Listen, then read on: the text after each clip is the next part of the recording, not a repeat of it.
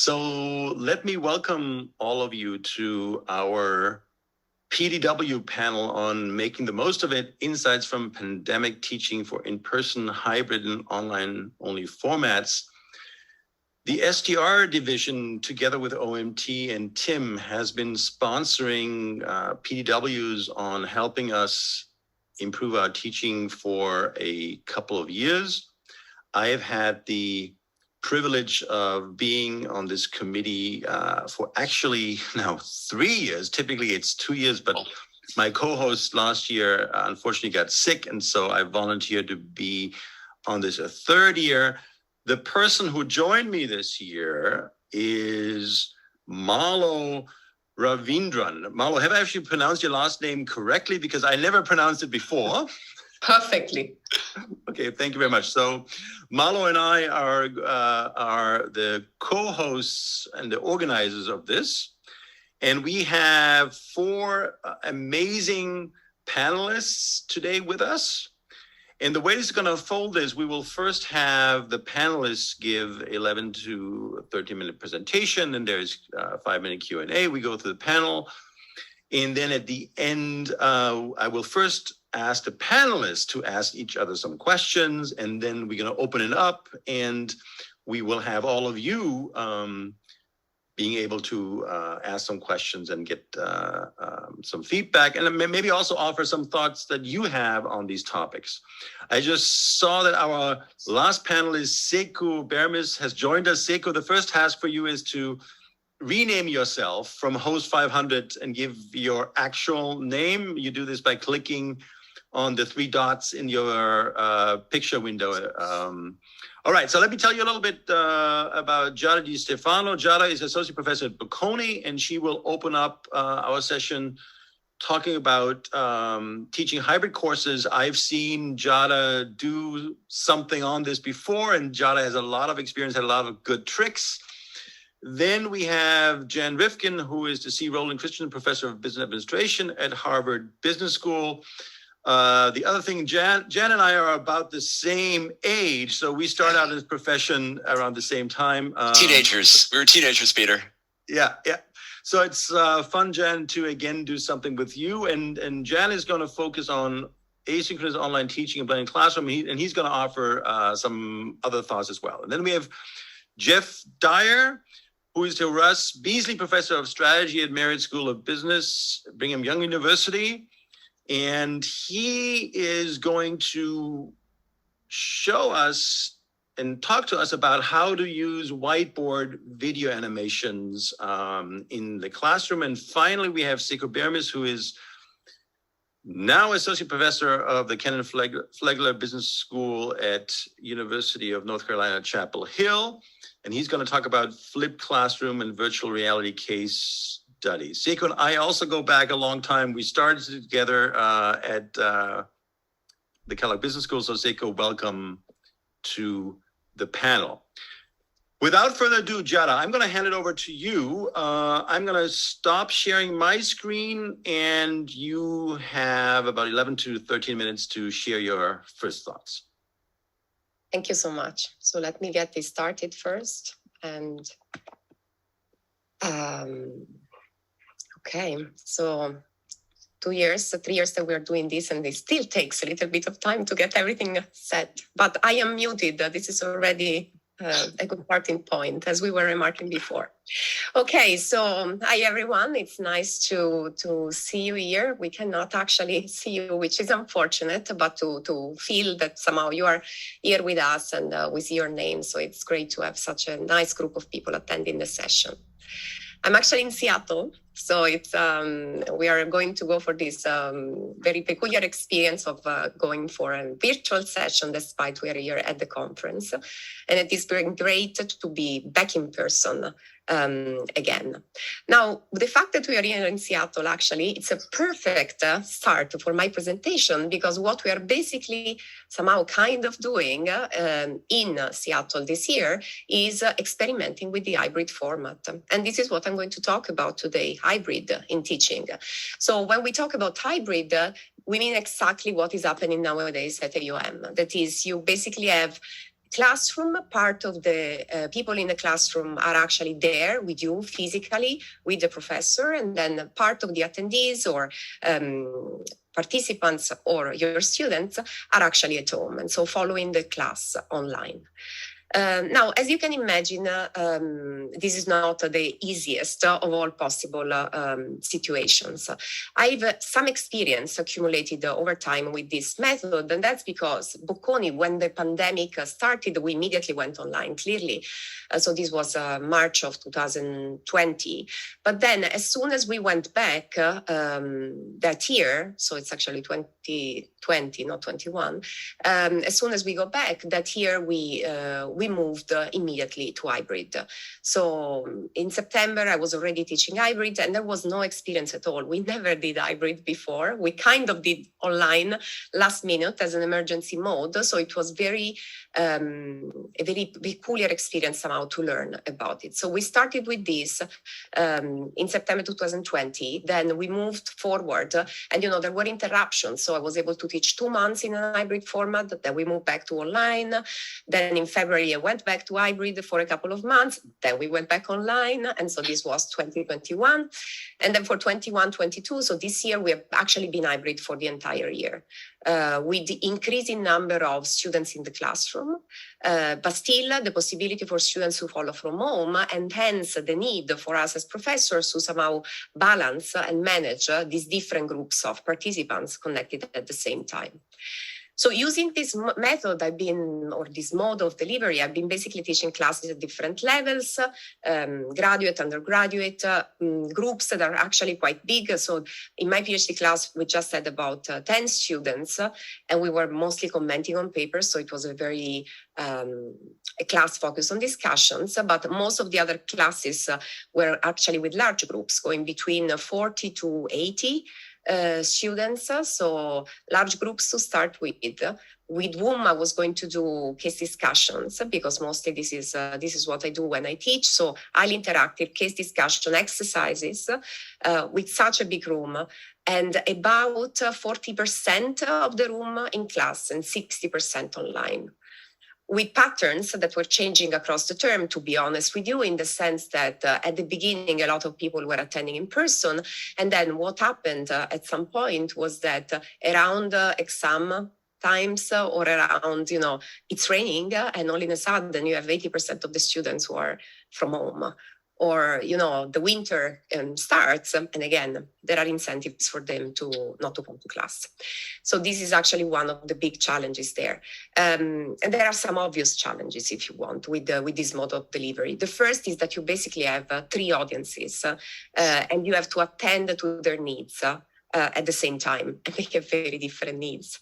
The audiences being the people who are physically with you, so the, say, regular students, the one we are used to more than anything else. Then the students are following online from home synchronously. But then you have also a third population, that is the students who actually are following the classes as they are recorded on the platform while you deliver them.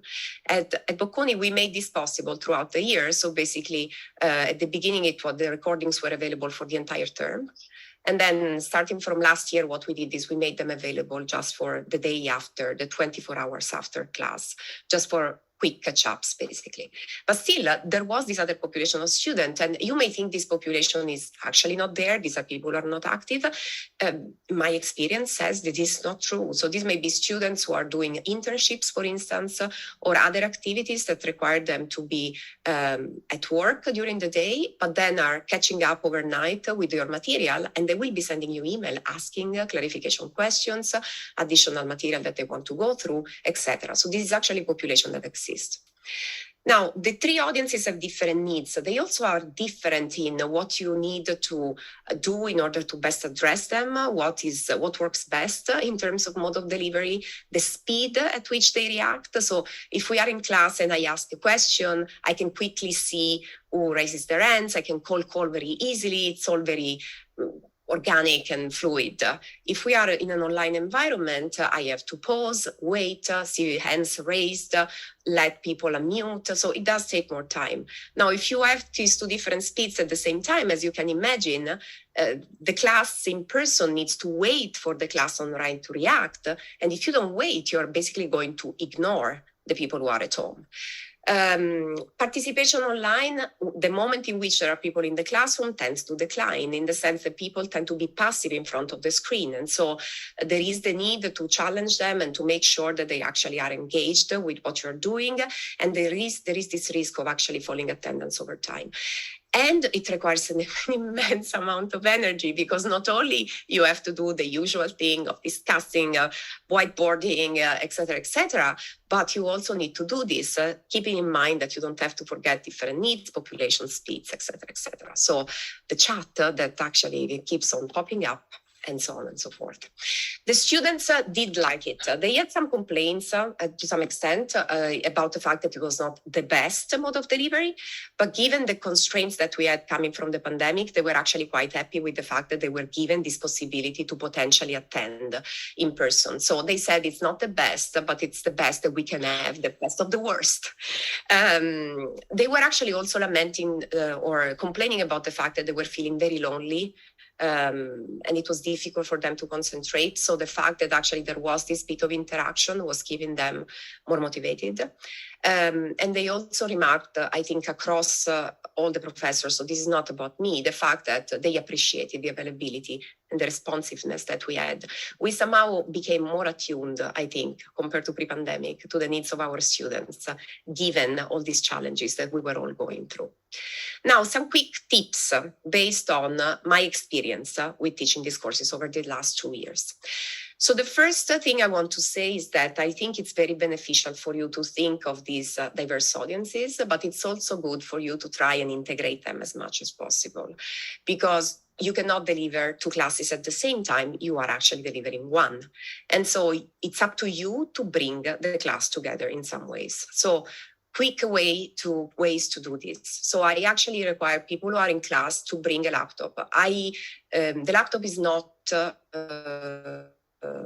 allowed during the class, in the sense that they cannot take notes on the laptop or do their groceries or look at social media while I talk or while we're having discussion. But when we do exercises when we do some specific moments in the class, I'm going to ask them to take off the laptop and connect online so that they can actually all be in one physical space.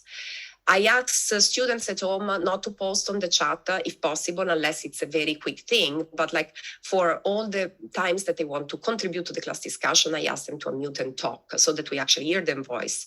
It's a little bizarre at the beginning because you hear this voice coming from above, but we joke at the beginning of the course and then it goes very smoothly.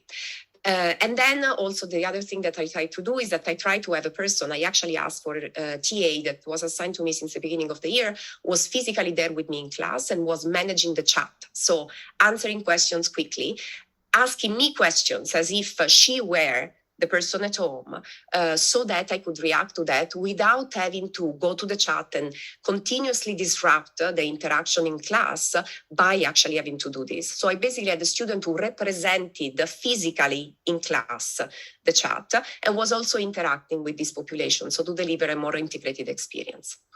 And I also had these moments in which I was trying to give my undivided attention to one of the population. So when I was arriving in the morning, I was chatting with people in the room. When I was, during the breaks, for instance, I was chatting with people at home while the others were going to grab coffee. I was trying to document as much as possible for the asynchronous so that I could actually have, pictures of what was happening in class. A second quick tip was related to organization. So I found out that organizing was super key and structure was super key. So first of all, I had a bunch of in-class exercises in which I was actually asking students to form groups, potentially also mixing with students online. And I had these tools like Google Sheets or Qualtrics in which they could actually write at the same point in time all together. So this is an example of a Google Sheet where I ask a subset of questions related to a case. And instead of doing the discussion live, talking, I asked them to actually fill in these blanks here, and then we are going to have a discussion afterward. And the discussion that we do, you see a picture here of the discussion happening on this particular case, was me taking the Google Sheet, projecting the Google Sheet on the screen so that everyone could see it at the same time, and then having the discussion in which I was actually whiteboarding some of the key takeaways from what we were doing.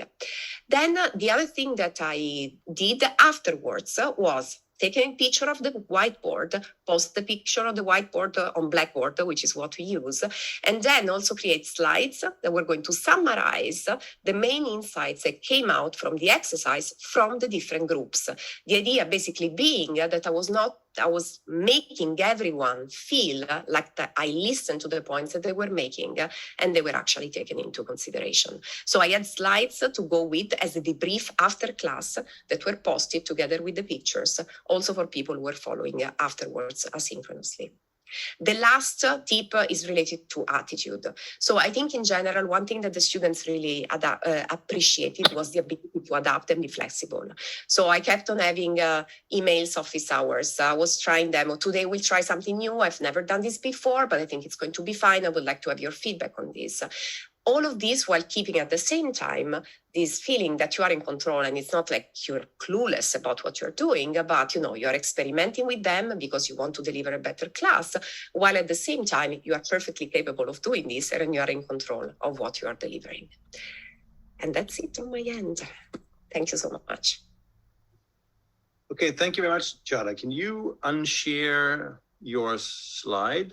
Yes. I also want to encourage all participants to put questions for Giada. We're going to have a 5-minute Q&A for Giada right away. So please put questions into the chat and Marlo will monitor those. As we're waiting for some questions from the participants, let me summarize, Giada, what I think are some of the key things that you said. It seems to me that without you having a teaching assistant who could actually monitor the chat and represent the students at home in your classroom, this would have been very challenging for you to pull off. Is that a correct assessment, or? Oh. There are ways to do it in a different way. So for instance, some of my colleagues asked a student in class to do that. And so they were picking a student in class who was going to be responsible for doing that for each of the different classes. This was not my preferred mode because I prefer students not to use the laptop when we are in class. But if you allow them to use the laptop, then that's an easy fix. Also, I was co-teaching, for instance, in many instances with some other colleagues, and I found out they actually prefer not to have this person in class and to manage the chat themselves. So they were not disturbed by the noise that was coming every time there was a chat message popping up. They didn't mind having on a screen and separate screen the chat that was actually projected in class. I felt it was a little too much for me to handle. Maybe it's my cognitive limits, I don't know. But I think there are other ways to go around it. All right. Can you project a little bit? Is your projection that at Bocconi, the university will actually force everyone to continue offering these hybrid classes? Or what is your prediction, what our task will be like going forward? So I already know what we're going to do next year. And my understanding is that next year we are going back to go to physical with the possibility for students for reasons that are like major issues related, for instance, to visa problems or other impediments to actually be in the class, then we are going to allow them to attend online, which basically means we will try to go back to a different balance in terms of how many people are online and how many people are in presence. Which means, however, that we are not completely closing the channel online. And I guess this is a big question for everyone. I'm not sure to what extent we have the answer, in the sense that look at what is happening right now. The fact that we actually have the possibility, now we know how to use this technology, and now enables us to be more inclusive, enables us to, overcome some barriers that sometimes are there. So I'm torn. I don't know what would be the best. I'm happy to go back to physical. On the other hand, I also understand that for some people, this is not a possibility. So it is nice to keep the opportunity and the flexibility. Clearly, now for me, it's like, I moved all my courses in this way. So I already taught them for 2 years now. So it's easy to just keep on doing whatever I've been doing. The question really becomes then, depending on the balance and how many are in class and how many are online, which may change depending on the course and in between classes. And that's the part that makes it unpredictable, how we're actually going to go about this. In the MBA, where I'm going to teach it this fall, I think everyone is actually going to be in person. So I think it also depends on the population of students you're talking about. I think Jen had the question. You just addressed it. Whether you're going to continue to allow students to have a choice of which model and which format they use. It sounds like you are pushing people back into the classroom, which we're doing as well. Yeah. And Andrew, I think maybe takes the last question he's putting in chat. Once students no longer feel just grateful for having something offered, will they start to be annoyed by the few students that attend remotely? Because you need to be the most like, I think. Absolutely. Because then it becomes, of course. I mean, it's like I need to get to class. I need to put a mic on. I need to start the recording, make sure that they can listen and hear what I say. If I'm wearing a mask, which I had to do until the end of the year because it was mandatory until June, this is going to, of course, create issues in terms of what they can hear. So it's all of these things that you need to remember. And at the beginning of each term, I was going through my to-do list because it's like I had forgotten exactly all the steps when I got into the classroom. It was not easy. And then if you have to wait, for instance, one thing I noticed is that sometimes, I didn't say this before, so sometimes one of the two classes, the virtual versus physical, starts to completely go silent for reasons that are not clear to me. So you will see that at some point, it's like one of the two populations starts to mute and you no longer hear anything on the chat, for instance, if they're online, or they no longer make comments. So you also need to keep this in mind and make sure that there is a balance so that you keep on saying, for instance, if you're having a case discussion, you stop the class in person and you say, okay, guys, now let's stop a second and let's ask to people who are from home whether they have some additional points. You actually stop the discussion in class in order to allow people from home to reconnect to what you're doing. And this, I mean, it's important because then the chat starts getting active again and people start making comments and then you can go back to the physical. But it requires you to keep this in mind constantly. I can understand that some students at some point may get also annoyed that they have to keep on doing this and they cannot contribute because they have to wait for others. My sense is that up until now, everyone has been very patient and understanding. I don't know moving forward whether this is going to change or not. Okay, fantastic. We will have more opportunities to ask questions to all the panelists and to Giada. I see there are some other questions in the chat, but we have to move on. So I am going to hand it over to Jan Rivkin, who is going to be our second speaker. Jan, take it away. Great, Peter. And I'm going to use the virtual background for my slides rather than share my slides. So you may want to put yourself in the speaker view instead of gallery view to be able to see the slides fully. So first, thanks very much, Peter and Marlo, for bringing us together and opening up the workshop. The topic could not be more timely. I think all of us who teach strategy have had to rethink how we teach strategy. So this is a great time to compare notes and figure out what we've learned. Necessity has been the mother of tons of invention. So let's compare our inventions. I think we've all invented different things and learned different things because we are each situated in a different institution and a different teaching environment. So I'll start just by saying a word about my teaching environment at Harvard Business School. HBS is deeply committed to case method learning and more broadly to learning that centers the student as an active participant, so participant-centered learning.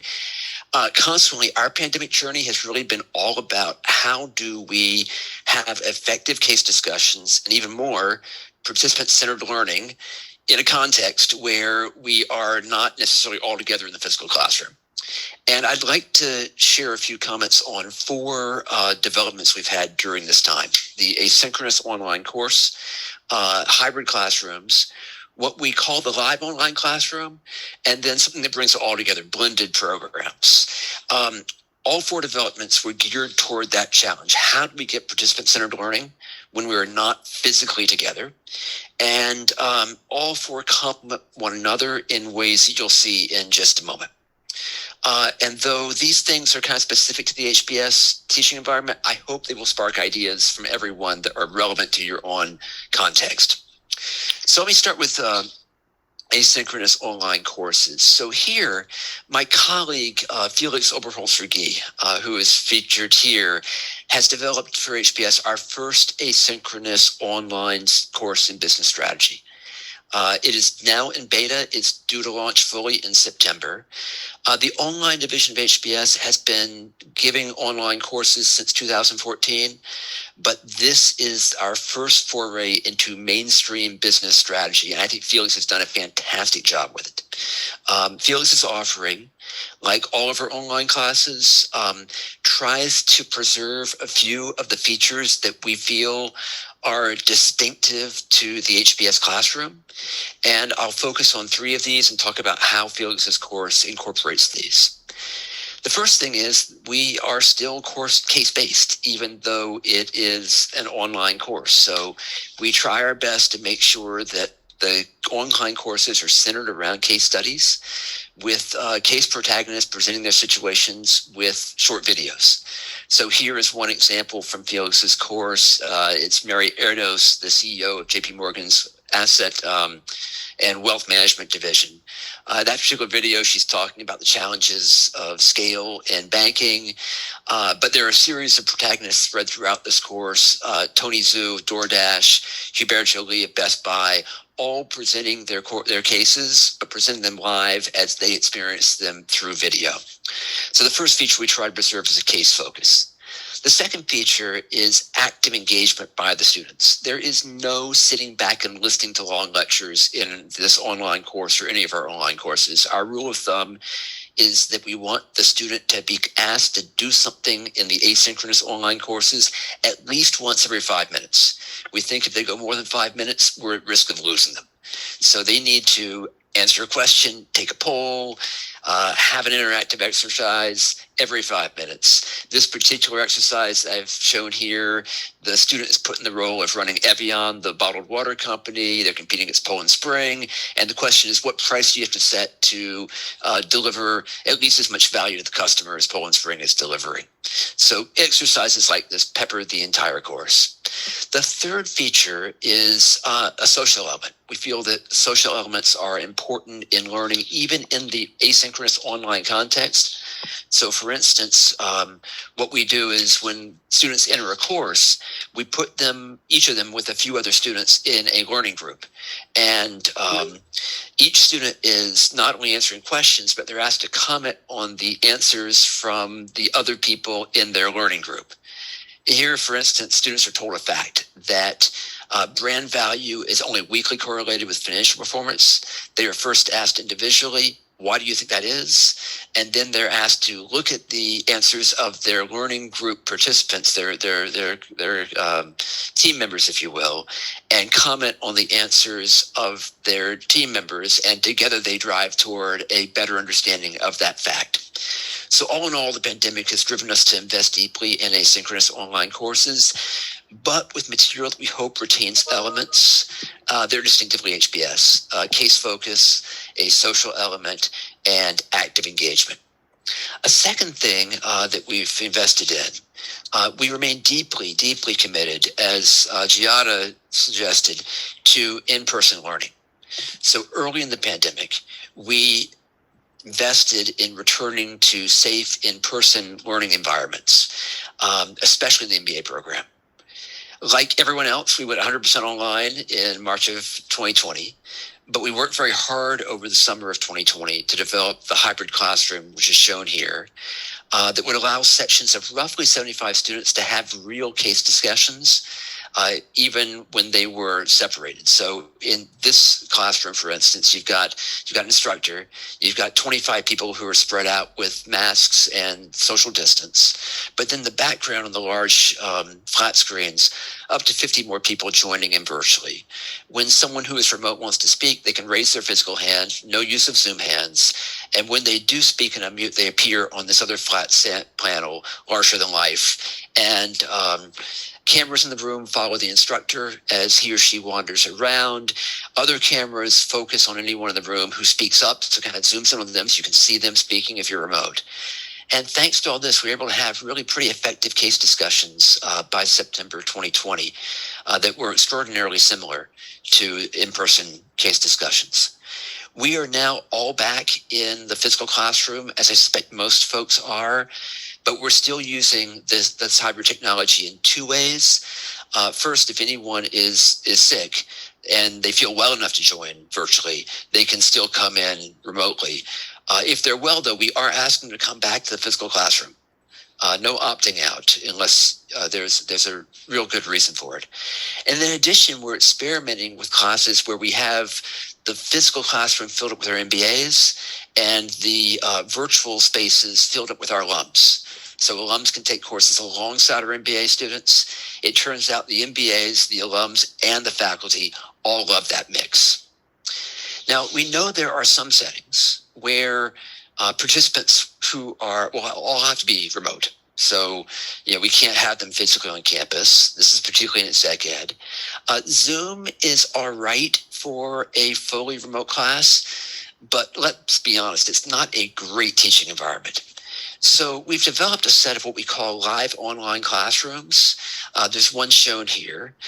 Here, rather than being arrayed in amphitheater seats in the physical classroom, we have a semicircle of flat panels, 4 high, 24 across.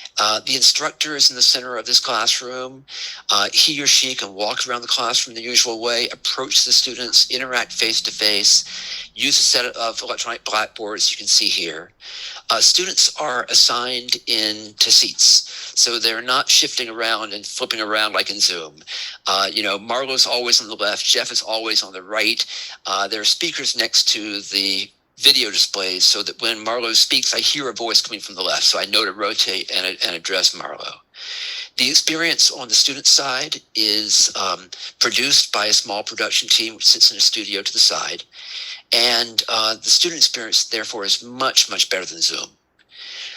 We see this as a really important part of the future, particularly in executive education, where tolerance for Zoom is kind of limited and where not everyone can come to campus. Moreover, faculty love teaching this room. It feels remarkably similar to being in a physical classroom.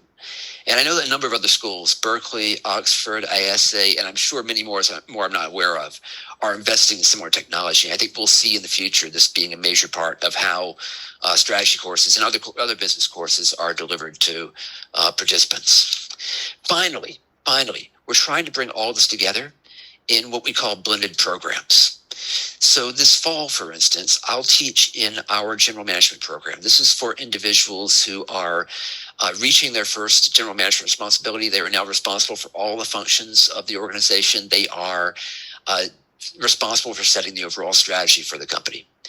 In the past, our program for this set of executives was a 9-week program, all on campus, all in person. But now we're doing something quite different. We split the program into 4 modules. The first module is all about foundational skills. How do you read a balance sheet? How do you conduct a relative cost analysis? And we're doing this using the asynchronous online material you saw before. This is 5 weeks. It is self-paced. It is at home. We then bring them into the live online classroom for core concepts through case discussions. This is also done from home. It's 3 weeks. Once they've got those core concepts, we then ask them to go back into their workplaces for 4 weeks and apply the core concepts to their workplaces. For instance, we're asking them to write a case on a dilemma that they're facing in their workplace. They do this for 4 weeks. They bring that to the final module for advanced concepts, which is live in person in one of the hybrid classrooms on campus. And that's 4 weeks and kind of brings it all together. We're finding we're getting terrific students and frankly, different students. For instance, we're getting more female students this way. Our hypothesis is they find it easier to get away from 4 weeks than for 9 weeks. We are also finding that in many different ways, we are getting a more diverse set of participants. And of course, it's also nice to free up campus capacity. This approach uses only 4 weeks of on-campus classroom as opposed to 9 weeks. So all in all, it has been a truly wonderful time for innovation. Like all of us, I'm sorry that it took a global tragedy to enable this innovation. But I do think the title that Peter and Marlo gave to the session, Making the Most of It, is exactly right. So I hope these ideas spark some ideas for your institutions, and I'm looking forward to the conversation. Okay, Jen, thank you very much for this. So clearly you have done an amazing amount of investments. And when I reflected on your last format, right, which if I understood it correctly, is a general management program in executive education.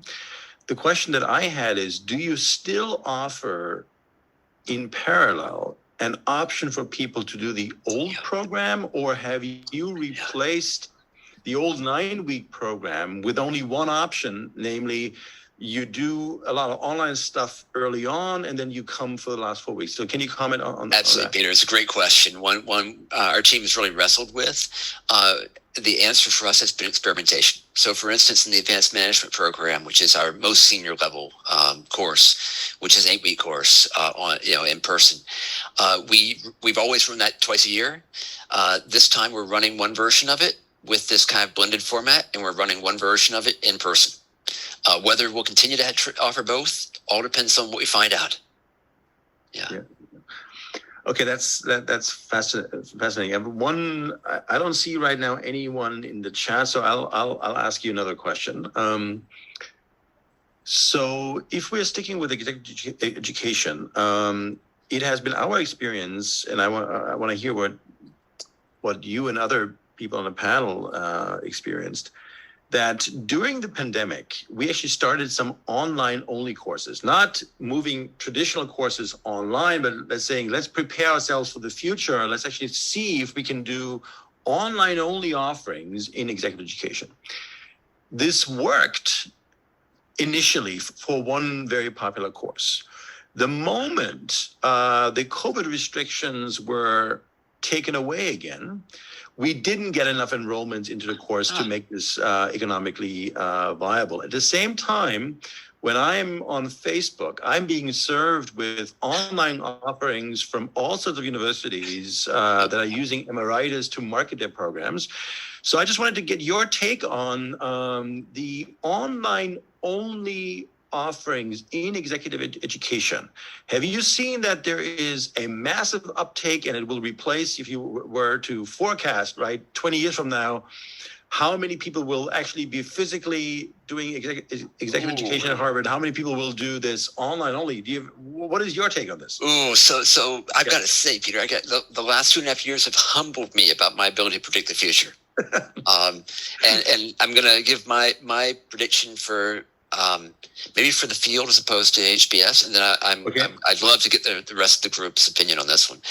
My sense is we're going to see tiering, and we're going to see the full range of things offered. I think there'll be a high-end in-person experience that's maybe complemented with some online elements. And it will be probably a premium priced offering, and it will continue forever. And that I think there is a real desire to have certain things in person. I think there'll be some things that are purely asynchronous and purely online that may have quite lower price points. But I see the whole range, the whole menagerie having viability in a pretty rich ecosystem. I don't know. Can I cold call the rest of the group and find out what they think? I'm going to call Jeff. Jeff, what's your Sekou? I agree completely, Jan. You're always going to have people who want to do the in-person experience because of the ability to meet people and develop relationships. But I do think that it's going to be restricted more to, business schools that have sort of the brand to attract folks to be able to do that. So I think you're going to still see some of that. But we are going to see more and more of these great options that are cheap, less expensive. And, as Clay Christensen would probably argue, there's going to be some of the movement from, folks who thought they wanted to do in person who, hey, it's good enough now. I can still meet people pretty well, and I can have a great experience without going in person. But I think there are a lot of people, it's like people who want to go shop in a store. There's still people who want to go out and they want the experience of shopping in a store. Okay, fantastic. I'm gonna have us continue this conversation after we hear the next panelists, because I'm gonna make sure that we give them as much time as everyone before. So Jeff, without further ado, I'm handing the virtual mic to you. Great, thanks, Peter. So let me let me just tell you, I'm going to talk about improved student learning through the use of whiteboard animations. And this did not happen because of the pandemic.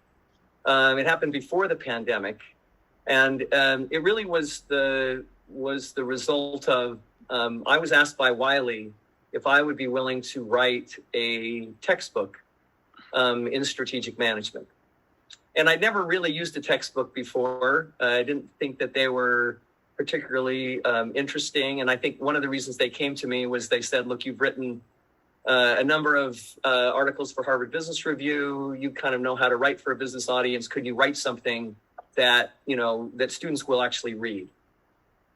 So as I was agreeing with some of my colleagues here at BYU to do that, one of our new faculty who was learning, what we had here in terms of resources to help with teaching, visited our Center for Teaching and Learning and discovered that we actually had the capability to make whiteboard animations here. And so we did a little research and we learned some interesting things. First, we learned that students, more and more, they don't want to read and they don't take away a lot from reading. So not a big surprise to everyone on this call. And we also learned that they don't really like faculty lectures. And sometimes they tune in reasonably well, sometimes they don't. So what's interesting is there was some research done on whether or not using a whiteboard animation increased student recall. And what they did was they took the exact same script and had the same faculty voice deliver that script in a classroom, PowerPoint presentations. Then they took that same script, same voice, and they turned it into a whiteboard animation.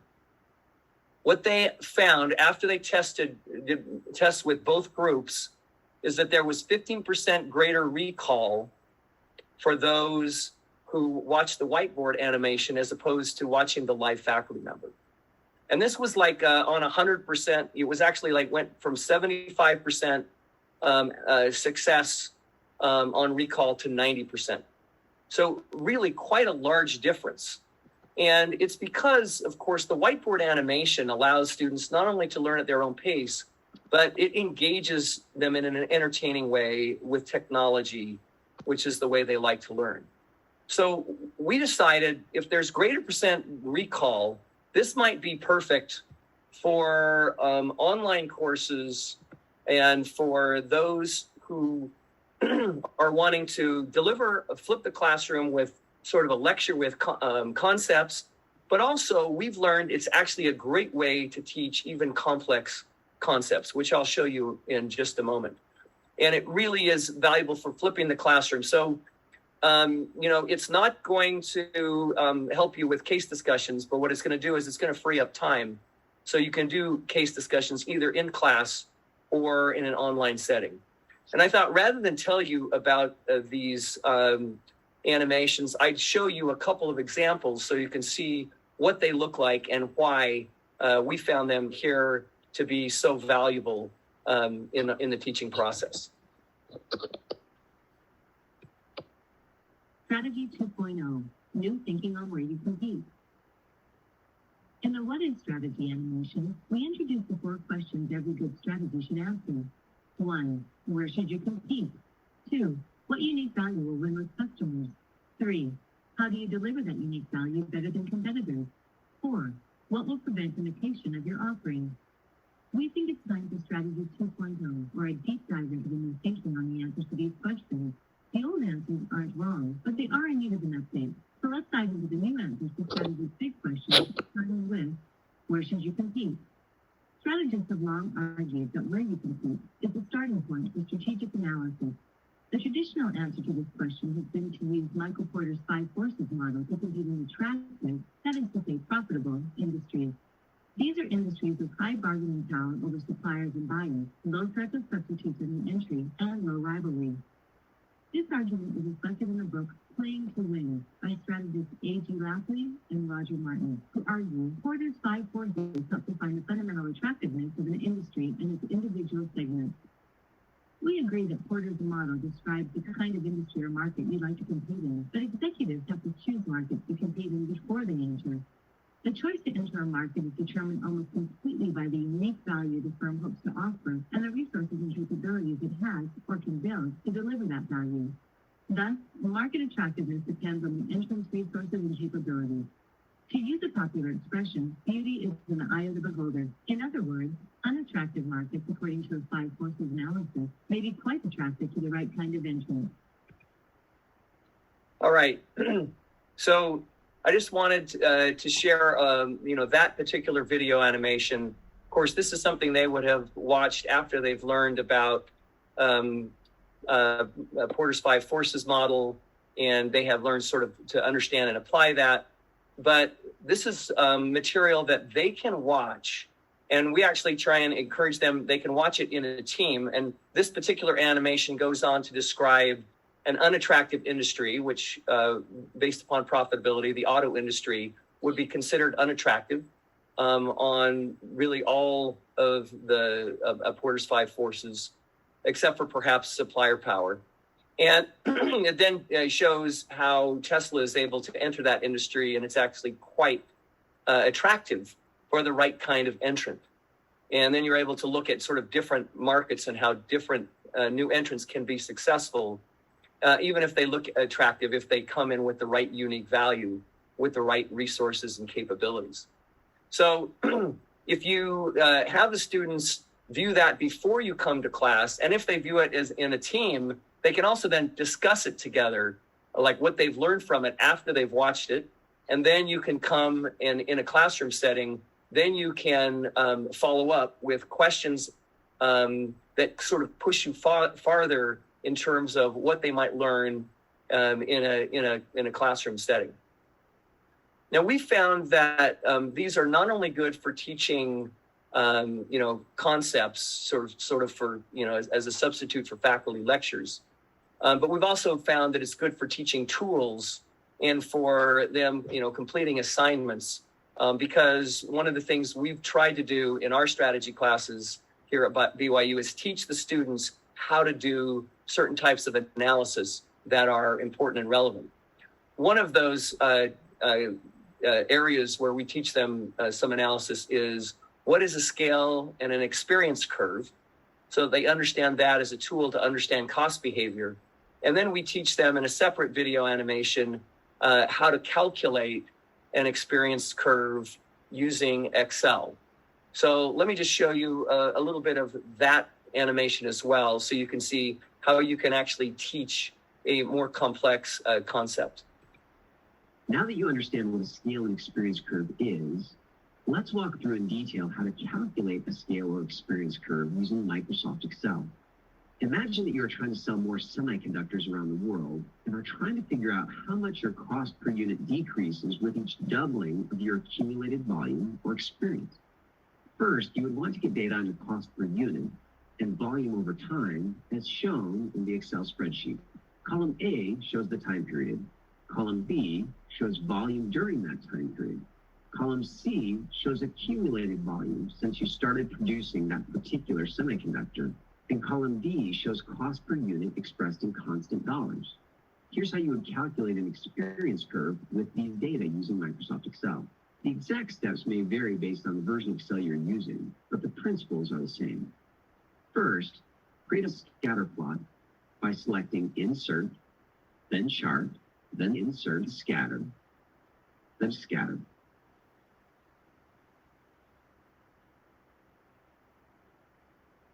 Right-click on the chart and choose Select Data from the menu.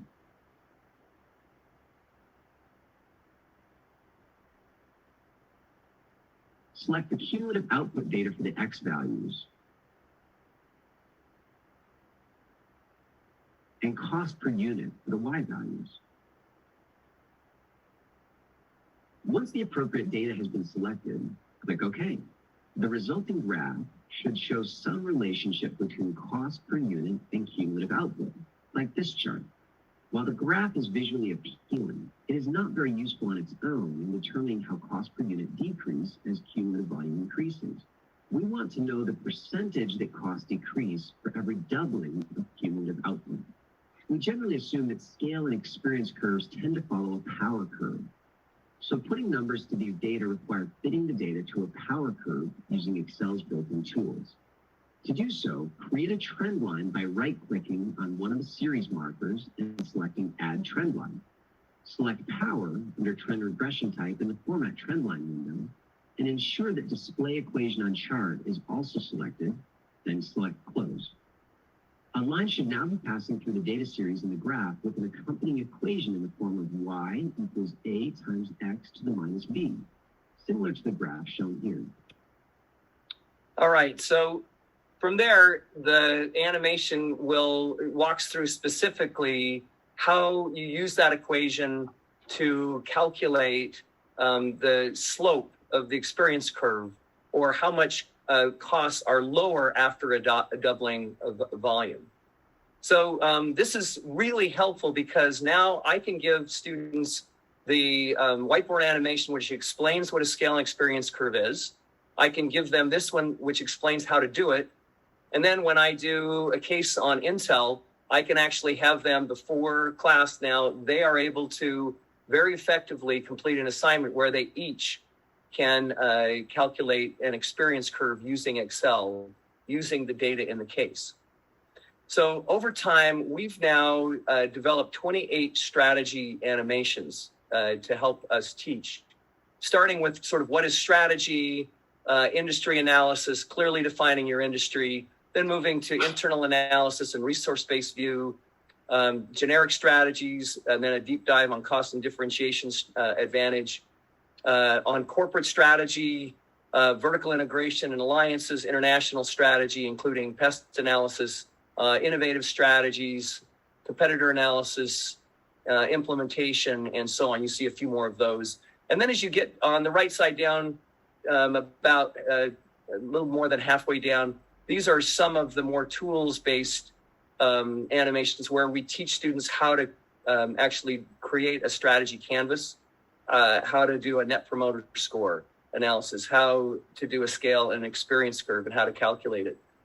And we've now also branched out where we realize they need to understand and learn how to solve a business problem and how to present a business solution. So in terms of learning how to solve a business problem, before they walk in to class the first day, and we start into cases, we actually have them watch this animation so they learn something about how to present a business problem. And then we are going to want to have them present solutions to the problems that they face in the cases. So we also give them an animation on how to present a business solution. So we just found these are really valuable and helpful. Let me just say, some of you may be wondering, how do I access these animations?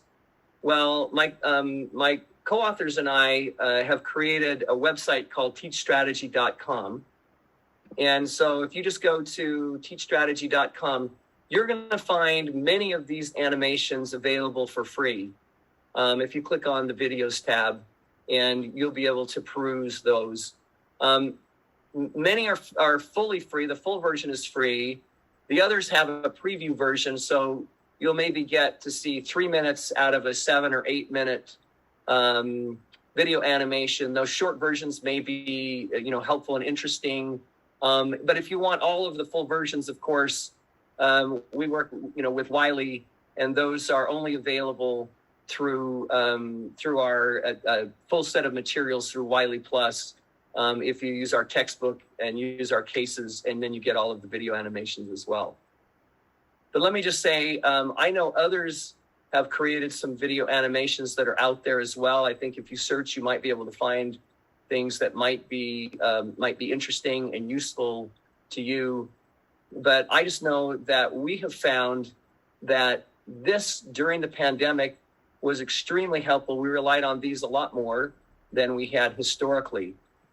So I would just encourage maybe all of you to go out and look for other tools, like the animations that I've talked about, that will help you to teach a variety of topics, concepts that might be interesting to you.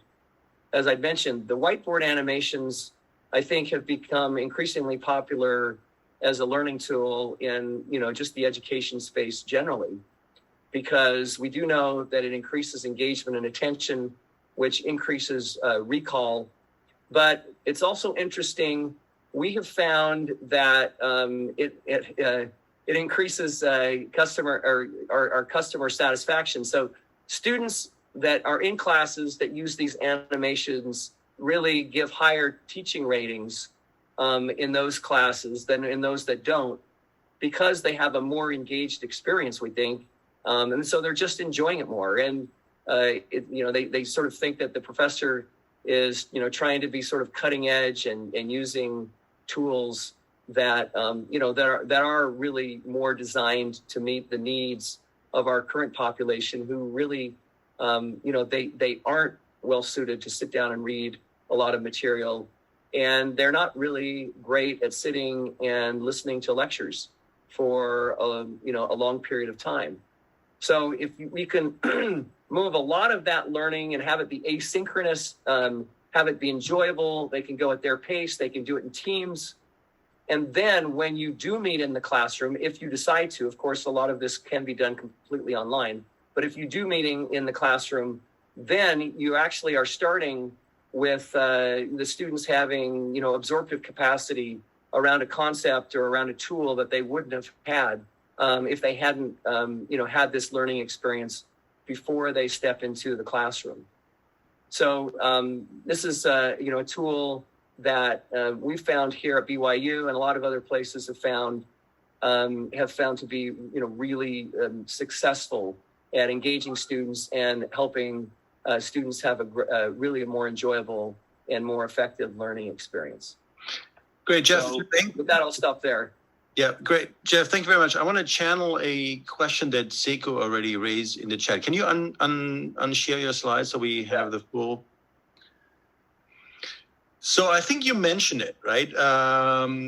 You could almost like deliver a fully online course with this, right? You don't actually need the classroom anymore. And so Sekou was asking, and it's also a question I have, what do you actually then do in the classroom? Have you reduced the classroom sessions? I mean, if Radic, I could think is a 12-week-long semester course. I have them watch 8 weeks of animations, and then I meet 4 times, and then class is over. Walk us through a little bit what you actually still do in the classroom, and how, whether you teach concepts at all or whether you move right away to doing cases, and all of the explanation of concepts is done by the animations. So what we've done here with some classes, we have moved to a sort of 1 day a week is a content day where you learn something and it can all be done on your own. The second day a week is a case where you come together and you try and apply what you've learned from the animations to the analysis of the particular case. So one thing you can do is you can actually have this substitute for days what you normally would do in class. And so you can actually have fewer sessions in class. More of the learning takes place on your own. For me, we have an undergraduate degree in business strategy, where we're training business analysts, and we also train product managers. So there's a business analyst track and a product management track, because they're sort of the chief strategists for the product. Those are folks we expect a lot more from. So I have them watch this. So I do know, I have a colleague who has literally kind of moved away from like the textbook itself and just has people watch the animations for their content, because he knows if they're not assigned too much, they'll probably get it. And if they're not like majoring in it, then, you know, it's probably good enough to get the concepts through the animations. Now, I actually assign our majors and minors in strategy to both do the reading for a chapter and the animation. Animation covers some of the material in the chapter, but not all of it.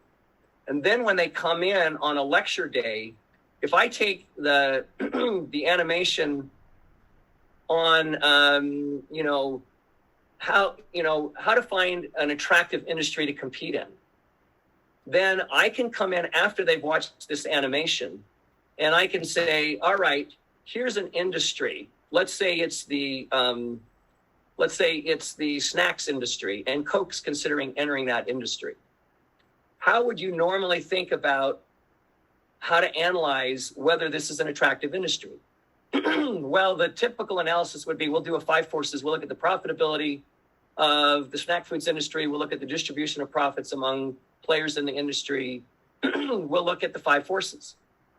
But what it doesn't tell you is that now you need to analyze whether this new entrant can bring unique value to that particular industry and what resources and capabilities they may have to bring. And the idea is, if you're going into an attractive industry or an unattractive industry and you want to really be successful, at least attractive from a 5 forces perspective, you really need to understand what unique value you're bringing and that you have resources and capabilities that will allow you to deliver it in a way that won't be easy to imitate.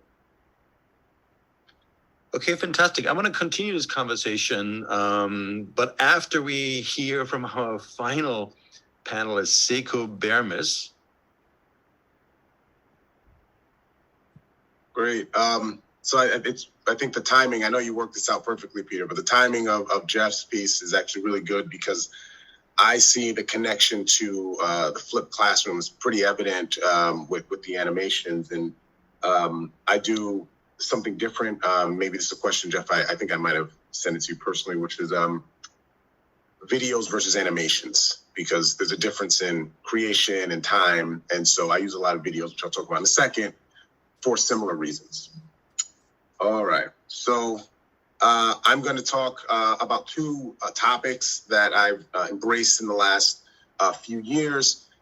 One is thinking about a flipped classroom, and the other is looking at virtual reality. And the virtual reality one is very new. Test ran something in February. It did not blow up. And so now I'm developing another one, and we'll kind of see how it goes. So flipped classroom, one of the things that the pandemic and the time made very clear to me, and I think to everyone in work, was that the synchronous time is really valuable. And to use that time, it was very draining when we were all on Zoom. And so it was like, man, I really need the best things to be saved for that time, and tried to push off as much as possible asynchronously. And so that prompted me to do a lot more in the flip space. The devil for me was in the execution. I did a lot of experimenting of what I could do outside, and then students were like, I'm lost. I have no idea what's happening. I was like, okay, maybe these need to go inside. And so it's I found a lot of experimentation. I'll talk a little bit maybe about where I drew the line there. I try at the very beginning in doing this to focus my students on this idea about experimentation and curiosity, because a lot of what I'm asking them to do, they're going to have to do on their own. There is particularly, so I'm at University of North Carolina now, and I ran into a lot of engineers, a lot of former military, and their learning style was show me, walk me through it, then have me do it. And I was asking them to do something very different. And so it took a lot of prep on the front end to set expectations around what I'm doing. And it can backfire, and I can tell you a lot of those stories as well. So the class I'm going to talk about, the class that I have done this the most in is a people analytics course. And so it's the best way I describe it is applied statistics course on HR problems. And so for this, I have written a number of cases. These are pretty short, 4 to 5 page cases But the real value in this is I provide them data. Oftentimes this data is taken from organizations.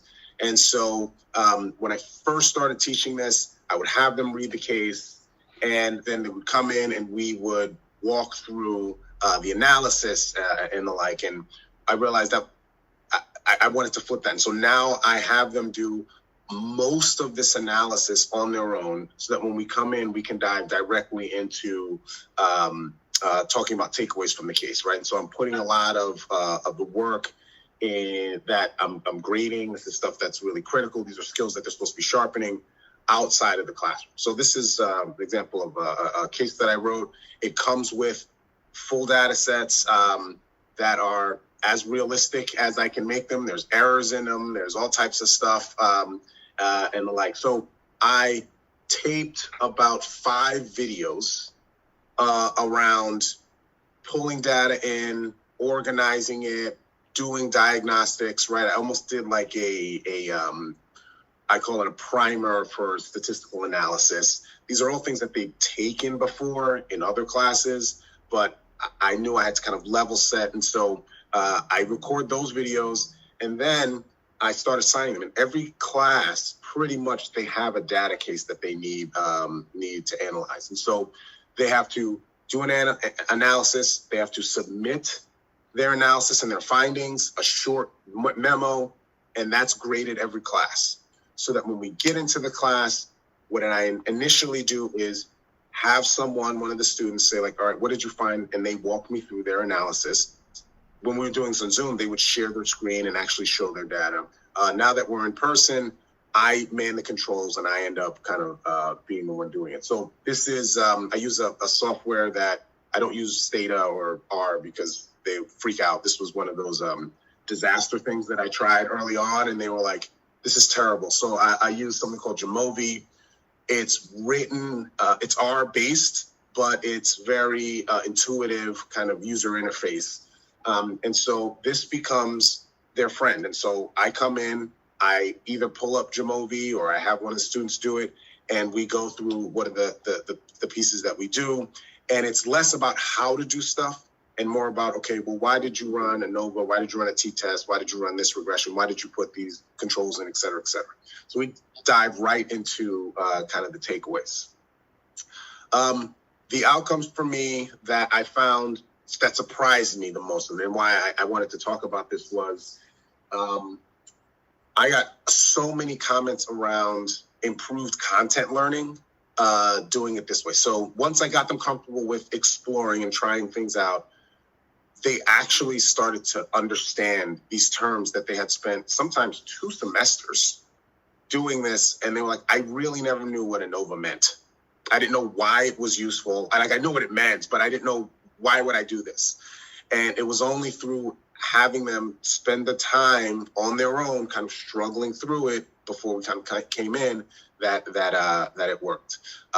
Additionally, I started creating a couple of monsters. So they would get this, and then they would start looking for data in other places. Now that they found this new hammer, they saw nails everywhere. And those were where I realized, wow, this is a much better way to engage, at least an applied statistics kind of course here, because the learning outcomes I thought were significantly better. Okay, so that being said, Jeff, I really do want to know animation, video, benefits, costs. We can talk about it later on one-on-one, but I'm curious the marginal improvement that it might have and what it can possibly replace. What am I doing now that maybe I can do? All right, in the time remaining, I want to talk about this virtual reality case. So this is a collaboration between myself and the business school and the UNC Reese Innovation Lab. And another one of these serendipitous things, I used to do this exercise in class. I did not feel like I could do it well virtually. I emailed the senior associate dean. I was like, is anybody doing virtual reality stuff? I think maybe this could be done, but I don't know. He's like, oh, we actually have money, budget, resources, go. And so in like 3 months, we created a virtual reality piece. Now I tried to figure out how I could show you this. I don't have the ability to do this, but I'll show you some clips and kind of how we ran through it. But I did a ton of like looking into what are the benefits of virtual reality. One is VR does improve learning in some really important aspects. So ethics, things around diversity, equity, inclusion, actually going through role plays, experiencing very realistic scenarios, allows people to try things they wouldn't do, fail without the embarrassment of sharing their failings with their peers. And so there were a lot of reasons why I felt perhaps using virtual reality here would be good. And then the social scientists in me can't resist the fact that once you have them in the virtual reality, you can do a lot of cool twists and run these small little experiments, which is what I did for this case. So here's a picture of my students with their VR headsets. Now, for this first test run, in essence, we brought all the headsets into class and they did it in the class. The goal, however, is as a student, we have an MBA at UNC, wholly online program that students would get a laptop and then they would all get this. And so they would be at home and be able to engage with these various exercises at their own time. And I had them all together, which was hilarious, but also a bit of a mess. I partook in it as well in here. And so the case, I won't get into the ton of the case, but the case is an interview scenario where the participants have to interview an individual. And it's a bit of a hidden profile piece around information and questions that you ask. I won't get into all that. But the key takeaway for the class is the difficulty through which you can actually get valuable information via interview. So that's the overall takeaway. The thing that I did that made me interested is that I recorded one with a man and one with a woman. Same script, same everything. And I was just curious if there'd be differences. There were. And a lot of it had to do with, there were some ethical issues with this applicant, and there were some very strong differences in the desire to deep dive into questions around ethical pieces with the male versus the female applicant. And so we had some really great takeaways from this. This is a picture not of my, not the one that I did, but this is a picture of what you're in the VR, you're having a conversation. You might be in a situation where there's 4 or 5 people kind of moving around. What we do is primarily these decision points where something's happening, you get a chance to almost pick your own adventure. I want to do this, I want to do that. And then it kind of proceeds as it is. There are some avatars, there are some that do kind of a complex back and forth. Those are tremendously complex and expensive. So we kind of utilize this. The last piece I'll say, I'm running a long time, is they all run through this. They kind of individually have time to finish. And then I am able to capture all of this data in real time and then show them the results of decisions that they made. And so for this was, did you choose one? Did you choose the other? Candidate A, candidate B? And they didn't know, half of them had men, half of them had women. But I was able to kind of show some of these effects right afterwards, right? So we do this and I can kind of pull up pull up Jamovi and calculate these. And is this an interaction that's positive, negative? And so that was another benefit. And there are ways to capture this in increasingly nuanced ways. So I can capture like, how long are they spending on this decision point or that decision point? And that can actually help to feed the debrief. All right, so I wanted to end there. Those are the 2 kind of pieces that I found valuable. The flipped classroom, I think all of the folks here have talked about this in one way or the other.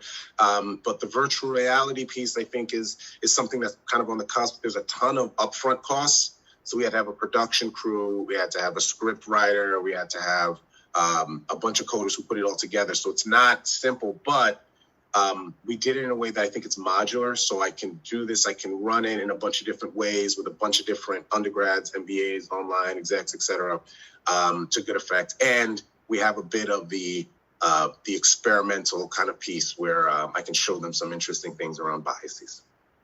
With that, I will hand it back to Peter.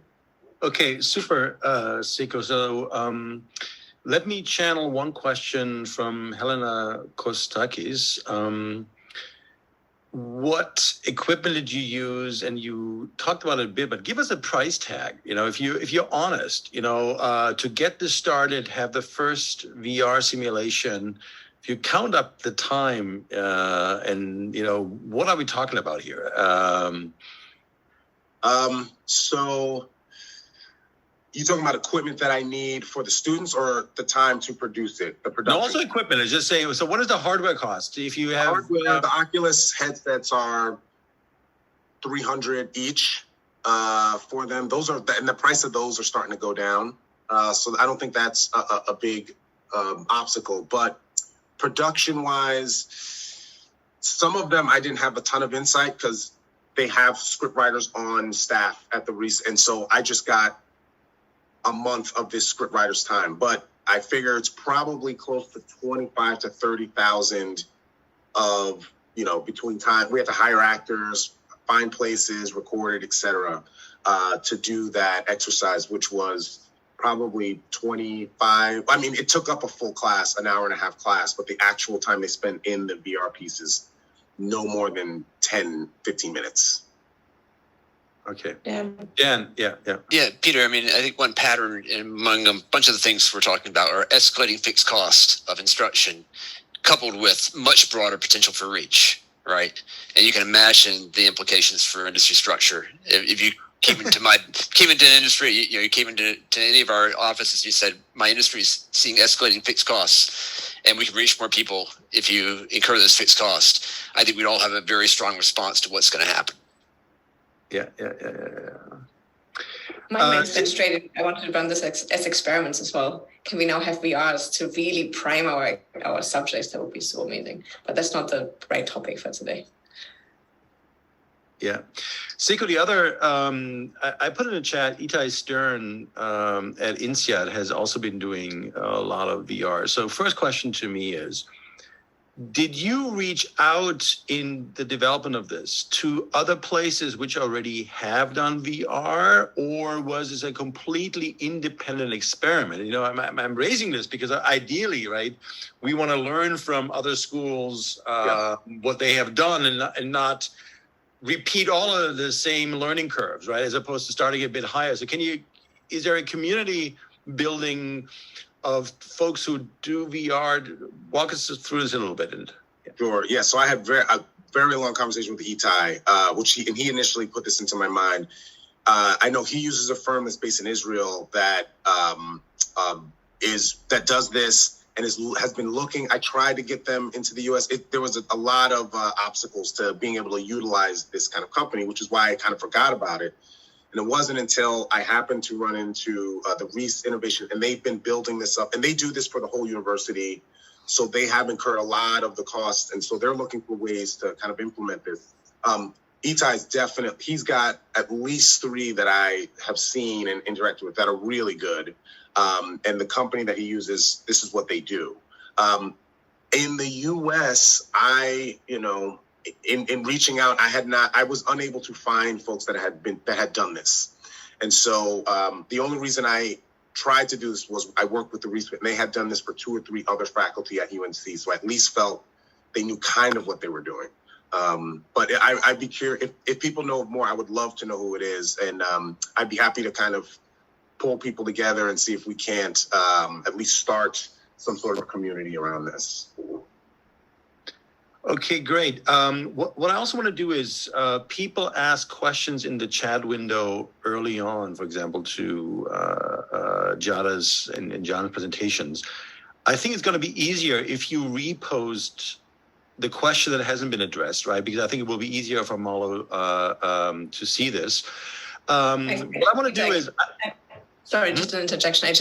I've been keeping track of that, and our wonderful speakers have been directly also replying to them. So I think they should all be happy. All right, fantastic. So what I want to do is before I go back to the people who are participating here, I want to ask the panelists to react to the other panelists' presentations with questions or with amplifications. So Sekou, maybe I can take your question that you posted privately to Jeff, which I think was, well, how much better, right, is how much more mileage do I get out of an animation versus a regular video that I might a faculty might record? So one of the great things about doing an animation is you can write the script. and you can really tailor it to really the concepts you want to teach. I don't think, you're just not going to be able to find video animations that are going to walk people step by step through how to do a strategy canvas in terms of like gathering the data or how to do an experience curve. So I think the tools in particular are, quite unique to our field. I mean, Jan mentioned relative cost analysis is something was part of the asynchronous program, and I'd love to put together. That's one of the ones sort of we've been thinking about is how do you do a relative cost analysis? We have not an animation on how to do an industry analysis in terms of attractiveness. We've used just more of the written tools about how to look at supplier power and buyer power, and we have all of that. But our excuse me. But our students just don't use it as much or as effectively. So I think you can go out and find great video clips of, Elon Musk or Jen Hyman at Rent the Runway or other folks, doing interviews and sharing ideas and concepts. I think that works really well. But in terms of teaching, for example, just teaching vertical integration and teaching what is a specialized asset and how it's not redeployable, and how do you calculate that? It's the value of the asset in its current use divided by the asset in its next best use. You're just not going to find that kind of stuff online, and that's stuff you can actually have in an animation, because again, you could write it, and it may be, like I said, I know there are a lot of different folks out there who have been doing something around animations, but I know we found here at BYU, and David Krasinski has voiced a lot of our animations. He's been a champion of some of this. We've just found it's a way to provide more tailored learning that you can't get in a video. Jeff, can I ask you a follow-up question? First, I think the videos are awesome. You sent us the page in advance, and I went through a bunch of them. They're very cool. You mentioned there's a 15% increase in learning retention versus just a script. Have you seen any tests to see retention versus if you actually read, reading prose? Or do you just assume that you've got a generation of folks who won't read prose? I think at this point, we're assuming that. But yeah, the other party, if you look online, anybody searches it. I sent I don't have that right in front of me, but we could probably send that link to the folks who did the study that showed the 15% greater recall. It was comparing it with exact same voice, exact same script, just PowerPoint versus whiteboard video animation. But now that you mention it, Jan, I'd love to just give people the script.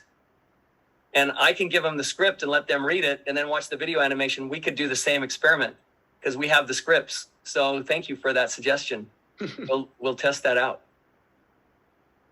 Also, going back to Sekou's question, I was thinking, so I do use some animations, but usually this is material that I give to students in this idea of free classroom to look at home, to watch, and it's usually they tend to be more on technical aspects, as Jeff was suggesting, right? It's more applied and you're giving them some hard knowledge about how to do something. The videos, on the other end, I sometimes also use them in class. So, for instance, when a few years ago, before the pandemic, I developed a MOOC together with a former colleague at HEC. And we did, during this MOOC, we basically created a bunch of video cases where we would have like these 15 minutes, say, videos in which we were illustrating a company, we were talking about the company and giving all the material to then prepare a case discussion that in that case was happening virtually on Coursera, or that can happen now physically in the class. And the advantage is, imagine you go first day of class and maybe you don't want to assign a case immediately, or you have a very packed week of classes and you want to give students a break. Instead of making them read the case at home, what I would do is that at some point after I do some theory, I would look at the case, watch the video case with them in class for 15 minutes, 15 minutes, and then we would have a normal case discussion to follow. And this is also, I think, a different thing that you can do synchronously, and it's a different way way to look at cases that uses different cues, stimulates a different sets of, also way in which people learn and prefer to approach material. It makes the class somehow more interactive, and I think it's fun for the students. So every now and then I try to do that because it's actually interesting for them, engaging. And it works well also with executives, I found. So for instance, when I run a business simulation, usually in the executive programs, and every now and then during the business simulation, we have these moments like 1 hour class in which we kind of like introduce some theory concepts that go well with the simulation. And what I do there is sometimes in this 1 hour, I make them watch the video case, we debrief on the video case, and somehow this helps me deliver the concepts in a way that is a little bit lighter than a 1 hour lecture, which will not be a lot of fun for anyone. Can I ask a follow-up question on that? You said you created those video cases yourself. How do you go about that? So that was because we were doing the MOOC, right? So what we basically did is that we thought about companies that we heard of, that we knew, that we had contacts with, and we just asked them whether they were willing to be involved in this. We had a production team in that case because we were working on the MOOC already, and so what we did is that we kind of scripted what more or less we wanted the case to be about. We went and ran a bunch of interviews at the different firms. And then what we did is that somehow we created a storyline and assembled the pieces of interviews with us speaking some voiceovers over pictures or videos that we took at location. So that basically we created a script, and every now and then we have clips from the interviews, and it's a total video that somehow includes all of this material. It was a lot of work, to be honest, in the sense that clearly, as you can imagine, it's like you have to find a company, create the contact, think about what you want to use the case for. The advantage, however, and so this I think goes back also to what Sekou was saying about the virtual reality case, is that you can pick cases that you can approach from different perspectives.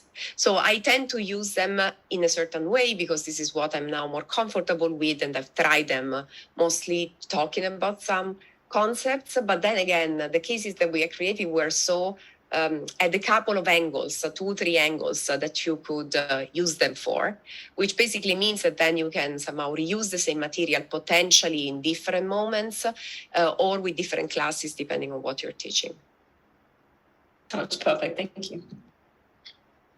I want to come back to Sekou's question to Jeff, because I thought, Jeff, Sekou's question was a bit different. I thought Sekou was asking, how much better is an animation? I know you showed us the data of 50% better retention, but last year on this panel, I had your colleague, David Kaczynski. I don't know if I pronounced his name correctly, but, as you just said, he puts his voices over these fantastic animations that I'm also using a lot. But then David had this very remarkable point, which I actually used right away afterwards. He says, my experience has been, if I post very low-tech videos of myself reacting to something which happened in the class, students love it.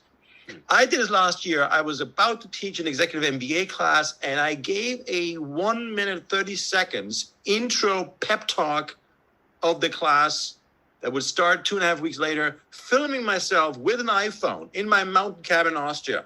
Okay, and people commented, people loved it, And so this is where I'm going. I think we are all on the same page. We're trying to create more engagements, right? And I heard Sekou's question, could you also, with a video of yourself or with you filling out a spreadsheet, could you also go pretty far? Or let me be more precise. I could envision, Jeff, a class where I don't do animations at a high-tech level like you do all the time. I use some of them, but I also do the David low-tech, me just filming myself in a low-tech way, and drive as much engagement as some of the animation videos would do. So what's your reaction to what I've been saying?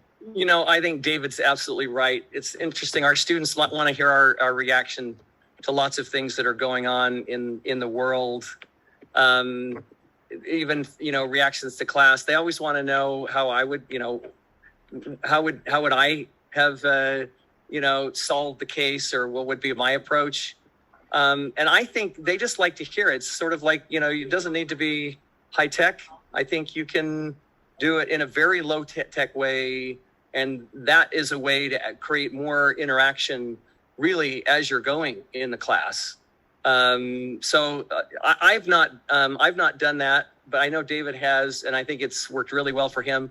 It probably would be, you post the thing we've learned is though that we started out with the animations 8 to 10 minutes, and then we went to like 7 to 8 because we heard they were a little long, and so we're trying to keep them to 6 to 7. So you probably want to keep it to like 3 minutes, 2 to 3 minutes. But I think our students would love to hear our reactions to really, in anything, so that they, can maybe learn directly from us and have something a little more personal. See the TikTok strategy course coming, Jeff. That's right. And I apologize, but I've got to actually head out right now. But it's been great to do this panel, and I'm trying to see if I can click in on my phone to keep doing it. But I've been having some troubles. But it's anyway been really great to be with you all today. Thanks, Jeff. for joining us. Thanks. Good job. We were in the middle of doing reactions to each other, I think. Beg your pardon? We were in the middle of doing reactions to each other. Yes. Just to bring up. Yeah. So I certainly got one for Sekou. I'm curious if I understand it right, Sekou. It seems like this could be very powerful for teaching DEI type material. If I understand right, I could actually appear with my avatar with a different gender or a different any dimension of identity, different race, different ethnicity. Is that? Did I get that right, or no? It is so avatar, I think you mean my representation in my representation to others who are reacting to me could be quite different than where I begin. So I've looked into some where it's avatar based, and that's more video games, and you see who you are, you see everyone else's. This is more like scenarios, almost like training videos. You see a training video and a scenario's happening, and you're kind of there, and you can see everything, but you can't really see yourself or anything like that. And so it is somewhat limited in your identity, but it does a good job of you assessing what things are happening. So I'm working on another one right now, and part of what I'm trying to figure out how we can do in this is, for a lot of management things, it happens. It comes at you fast, right? Like someone says something, you either have to intervene right there or it's over. Right now it's out there.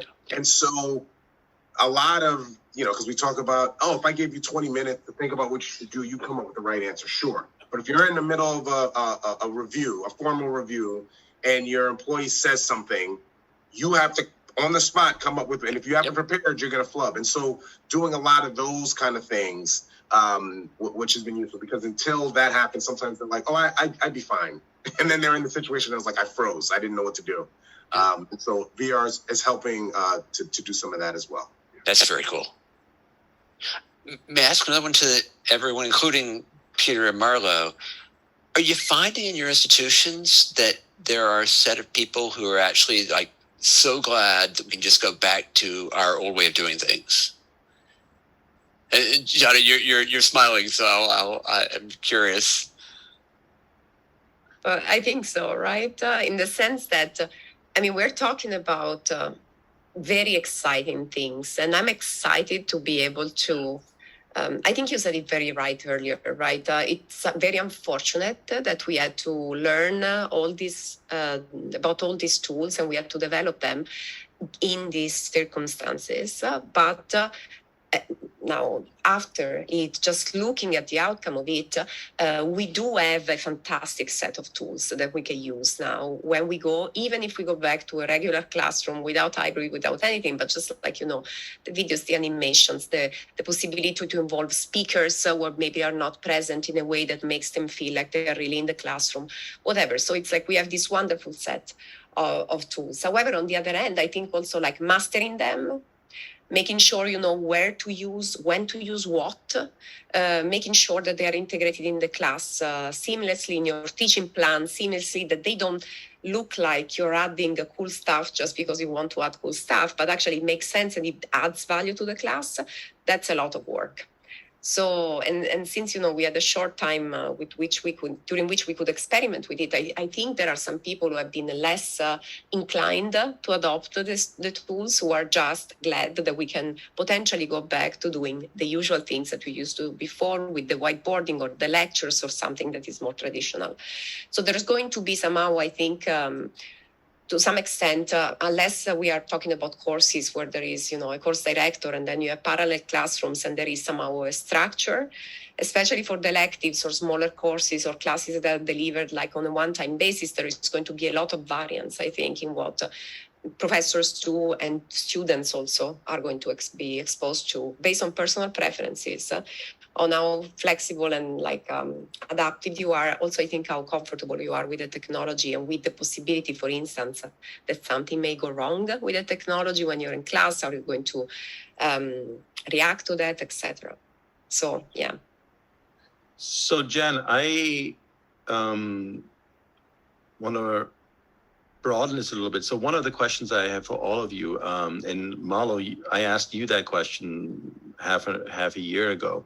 So one of the challenges that we face at my current institution is that the way we assign teaching load is completely tied to a previous logic of you spending time in a classroom teaching folks.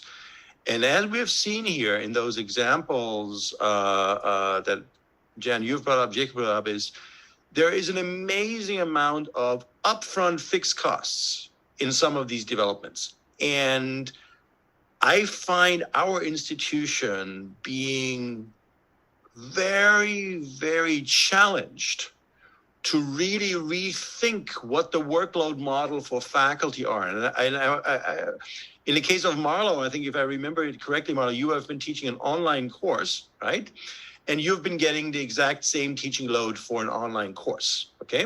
But now, Sekou, when we take your VR simulation, where clearly you and other folks in that center, right, spend a great deal of time doing this, were you in any way compensated, right, in your workload model for doing this? Or is it, my suspicion is that we are actually free riding on the back of individual faculty who are taking away time from their research, right, to develop these teaching models. So can you guys comment on whether your institution actually gives what I call fair workload credit for amazing innovations that you guys are doing? I'll jump in first. Short answer, no. But I think we're in a process of trying to figure out how to commoditize these, and there'll be an agreement, and if we roll this out, there'll be some residuals. But having done this a few times, I know the residuals are going to be zero, right? And so my hope is that it's used widely. It would be great to have like prep credits and things to that effect. We are beginning the process of doing what you said, figuring this out, Peter, because the MBA at UNC program has really forced UNC to think about this, because there's a whole program that's important that's all online. And so we're doing more async stuff. And now if you teach a class, there's how much is sync, how much is async.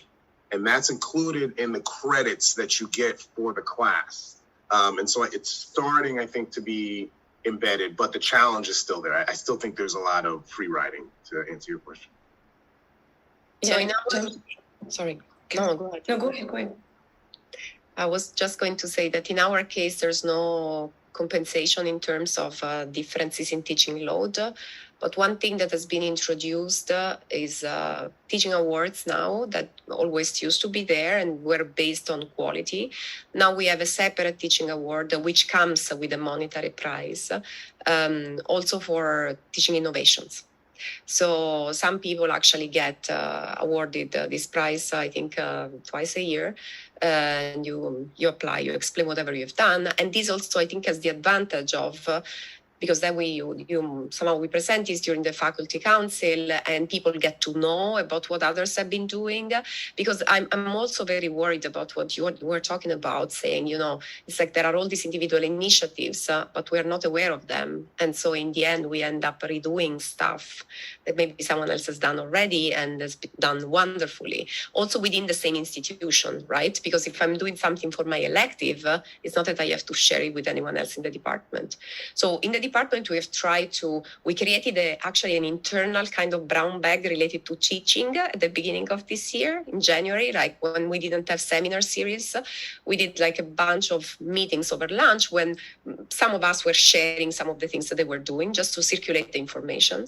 And now when you apply for these teaching innovation awards, you also have to write a little bit of a report, and this then gives visibility to the activities that you're doing. So it's mostly glory, a little bit of a monetary prize every now and then. Hopefully, moving forward, this is going to further change. Yeah, in terms of compensation, so the update after 6 months is that, yes, they still did give me teaching credit, but they did double the class size. So that was really, because the amount of time is still, it's the same for me as if I was teaching in class. So that was quite the pre-tenure negative surprise. Now that I have tenure, I'll push back, which is nice. But they did give us TAs to kind of make up for that, and that helps a lot. So I was in a lucky position where we're growing a lot in our undergrads, and we have a crazy space constraint that we're breaking at the seams. So the UC system, which is above all 11 campuses, they have been giving out grants to develop asynchronous online courses before the pandemic. And I got one of those grants for $100K to develop an asynchronous online class for business strategy, which I did before the pandemic. So I jumped straight in and had a beautiful class developed that was actually good, rather than, hey, it's March, let's teach online. I was like, yeah, sure, let's do that. So I was lucky in the sense that I was actually prepared for this compared to most of my colleagues who literally had a week notice over spring to say, hey, now it's all going to be online, good luck.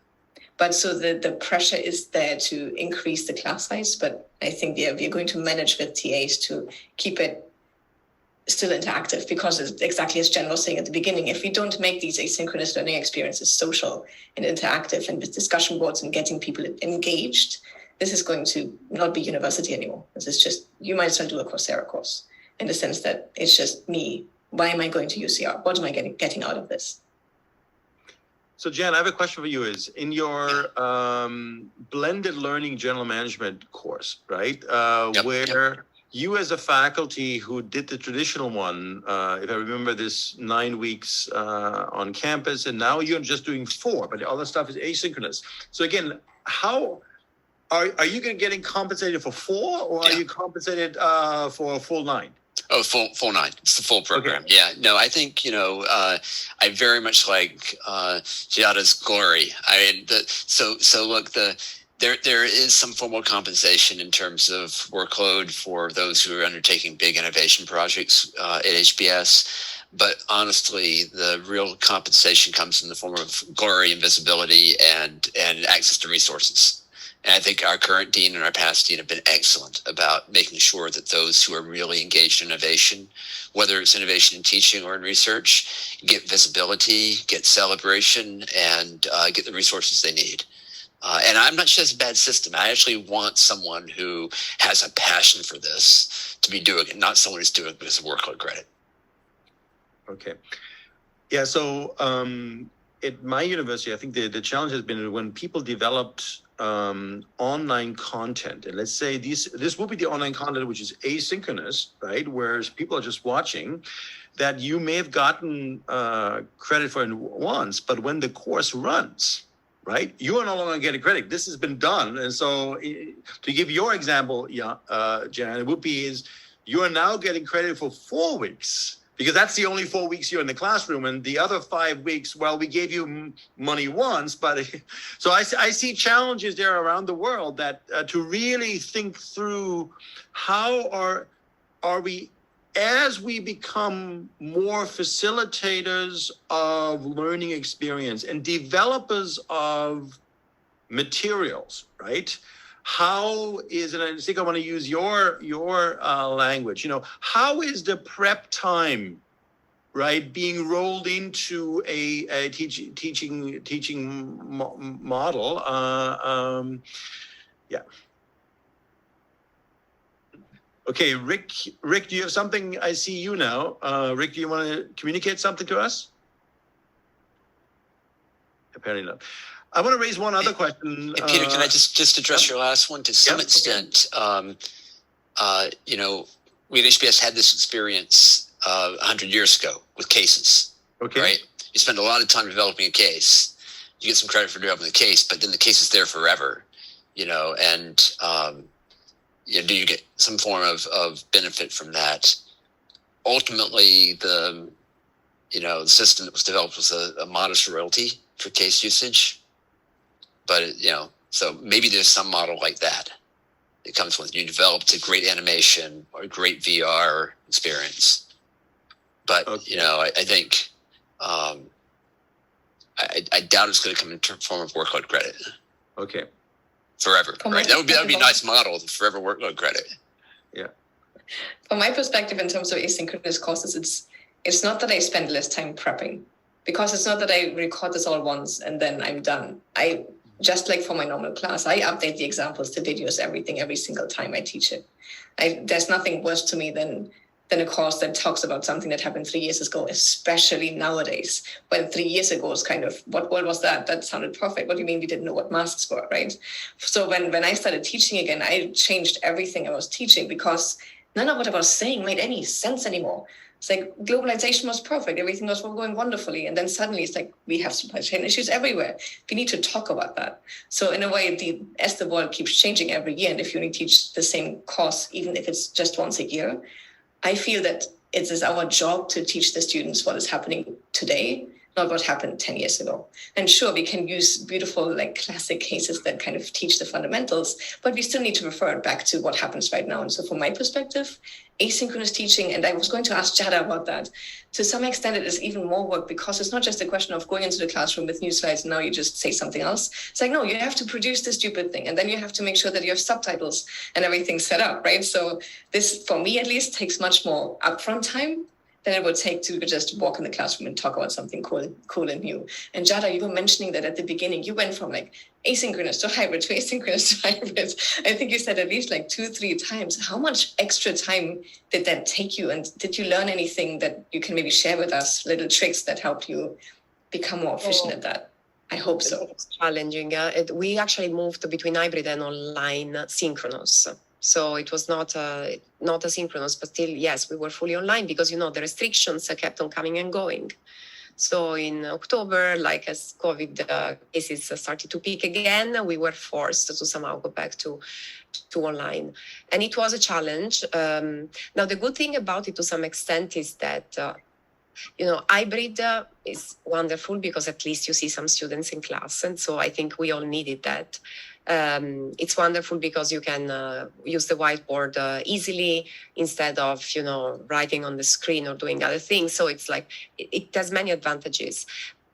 But when all of the class is online, you have another advantage. That is, all in a sudden, everyone is using the same medium. And so everyone is on the same page. You can create breakout rooms without having the disruption of asking students to connect, create groups that are mixed, etc., etc. So the class becomes homogeneous all in a sudden. And so at least you have that advantage. The other thing that I also realized was that, so we went also in emergency mode online when was in March 20, right? And so when that happened, that was really stressing because in our case, so I was teaching a corporate strategy course then, and all in a sudden, you know, we had the regular structure, we were going to do discussions, etc. And all in a sudden, we were moved to a complete online setting, as everyone did. And so what really paid off in that case, going back to what Peter was saying, was this idea of, you know, the videos and keeping the connection, the quick reaction. So I was teaching with Charlie Williams at Bocconi, and he started to do this video, like a minute, in which he was illustrating the case that we were going to talk about that week by, you know, walking around his house or walking around the neighborhood, going for a hike and showing something that was remotely related to the case, but, you know, producing something ad hoc. And then at the end of the course, we did like a 2-minute goodbye video in which I was upselling. He was doing some other crazy things, just again to somehow involve them a little bit and show that it was really targeted for them, etc. And that paid off incredibly well, in the sense that I think we got evaluations of our history on the course in that particular those particular months. Last year, with the switching back and forth, I think mostly what happened when we were moving was that we were already ready somehow to the fact that we had no idea. So I think also psychologically for us, it was less stressing because we knew something was going to happen. We kind of felt. Again, we were going to go online, so we just went with the flow, and everyone was more comfortable. The technology was already there. We had done it before, so I think all of this somehow created disruptions, but to a smaller extent. I can see Chuck biking down the hill there. Jen. Yeah, Giada sparked thought in my mind. I mean, a lot of our conversation rightly has been focused on the medium, right? And how we've had to adapt to new forms of media, different formats. I'm curious if anyone has actually changed the message, right? You're teaching different things about strategy because of the pandemic. Yeah, so I'd love, Peter, I want to follow your lead on this, but I would love to learn how folks have changed the message itself. Marlo, it sounds like you've really changed your message. I did, because for us, the MBA was supposed to be synchronous online, and I was going to teach the core strategy course in fall 2020. And then just a couple of weeks before it started, they told us that actually most of our students are going to be in China at the time, which is 12 hours behind us. And my class is going to be at 2 a.m. in the morning for them. So I thought that is the most horrendous experience ever. So I decided I'm just going to do this asynchronously. So since I needed to come up with new lecture material anyway, or I kind of felt like I had to adjust stuff. I would not be able to do cases, and I love teaching your cases, but I couldn't do cases the same way. And also our students are not as well off as in many other universities. So I decided I'm not going to make you all pay for every single case. Instead, I'm going to find current news articles, talk about those. And I brought in a lot of TED videos just to talk about things like diversity and biases, and bring different speakers of different genders and different races into my classroom that I can't represent myself, and bring different voices into that. And I basically told them that our textbooks are still talking about shareholder value only, but really you as the future CEO, you need to talk about value more broadly, shared value. So I brought a lot of the shared value conversation into it. I said, whenever you talk about value, you need to think about your shareholders, about the environment, about society. And I basically decided I'm a business school professor. I have my voice, so I'm going to use it to make the world a slightly better place.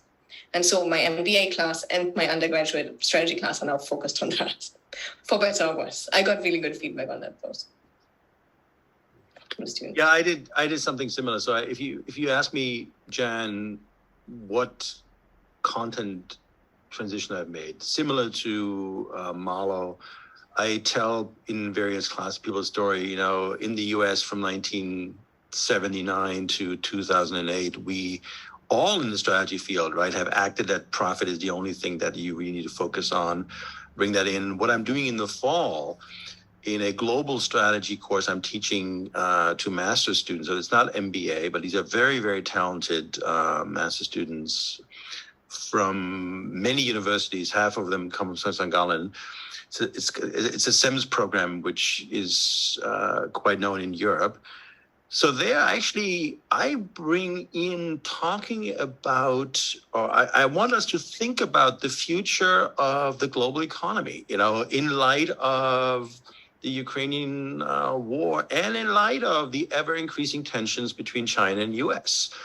So that, to me, is a way where I say, look, we need to rethink. We need to envision a potential world where we are not going to see more globalization. In fact, we're going to see the opposite. And what does that mean for strategy? So this is one other area where I go. Now, I realize it's 5 minutes before the hour. I'm going to give Marlo a little bit of a chance to synthesize what we have been doing today. And I'm watching here the chat window if there's No, nothing in the chat window, so Marlo, take it away. Yeah, I've been keeping a close eye on chat. I hope they can still hear us, but at least they're still around, which is good. Thank you for sticking around as well. I'm just so excited about this panel. I had such a wonderful experience with this, and I love how you all took exactly what Peter and I envisioned completely on board and talked about what we can learn, right? Make the most of it. And the whole innovation strand that you and your school are bringing to this subject it's so much more than I expected Harvard to do. I expected Harvard to be on top of it, but not like this.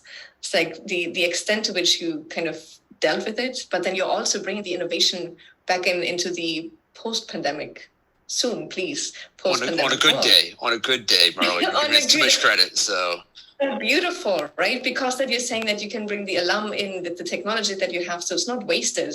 But that sounds like such a fantastic experience for everybody. Exactly as you mentioned, with the faculty and the alumni and the MBA student, everybody really benefits from that.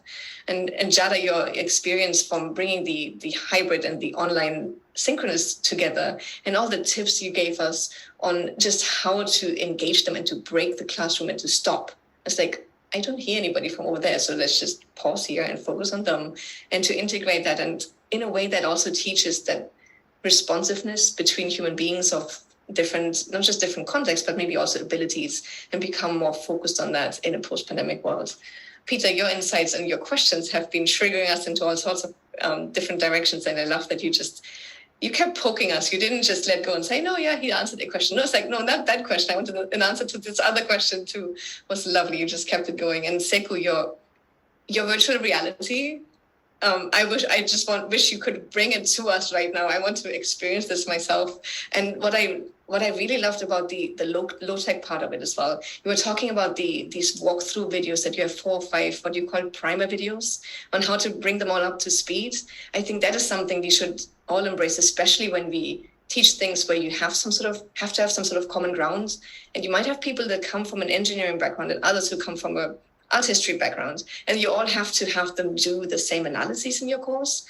Have them have some walkthrough videos by themselves so they don't feel like they're idiots when they don't get it right now in class. And so you kind of build common ground straight away and just get everybody up and running very, very quickly so that they're all comfortable. I'm guessing that your grades or the grade average on those assignments have increased tremendously after you started doing those videos as well. Okay, fine. I wanted you to say, yeah, of course, it's awesome. And then not to forget, Jeff, the animation, at least the videos to bring those in as well. I think we have learned a lot. I think the fact that we were thrown in the deep end really is the only thing that made us go far and actually focus on new things, because my university has been pushing and asking for online teaching for 10 years and nobody wants to do it.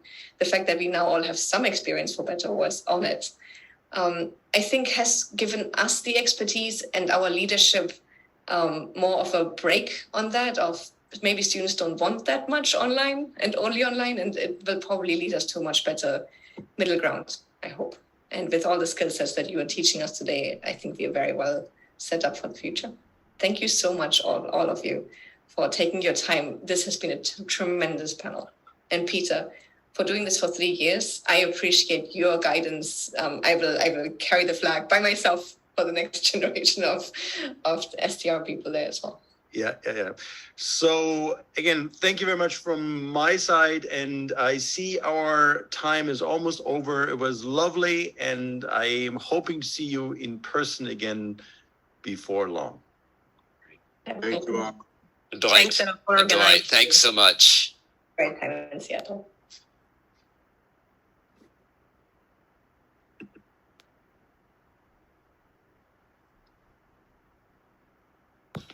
Thank you, Peter. Okay, Rick, I think we did a pretty good job here, huh? I think so. You had a lot of participation. That was great. Yeah. Rick, were you also last year? I have a vague memory. You seem familiar. Did you do this last year? I was not on the show last year. Oh, you weren't? Okay. All right. You did a good job. Thank you very much. Thank you, Peter.